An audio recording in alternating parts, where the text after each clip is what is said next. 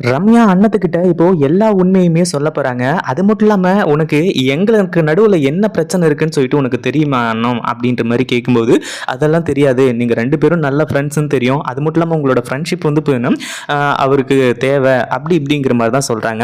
ஆனா, அவங்க 2 பேரும் லவ் பண்ற விஷயமே இதுவரைக்கும் தெரியாது.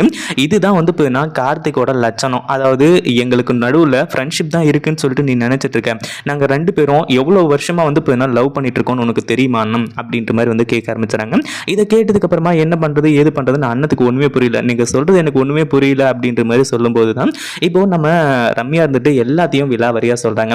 கார்த்திக் கிட்ட இருக்கிற பிரச்சனையே இதுதான். இப்போ நாங்க 2 பேரும் லவ் பண்ணோம். ஏதோ தெரியாத்தனமா சரி ஓகே கல்யாணம் நடந்துருச்சு அப்படின்னாலுமே கூட, அத வந்து பார்த்தீங்கன்னா உன்கிட்டயாச்சும் சொல்லியிருக்கணும். நாங்க 2 பேரும் லவ் பண்ணோம் அப்படின்னு சொல்லிட்டு. இல்ல என்கிட்ட வந்து பார்த்தீங்கன்னா எல்லாத்தையுமே புரிய வைக்கிற மாரி உன்கிட்ட புரிய வச்சிருந்தா பிரச்சனையே கிடையாதே.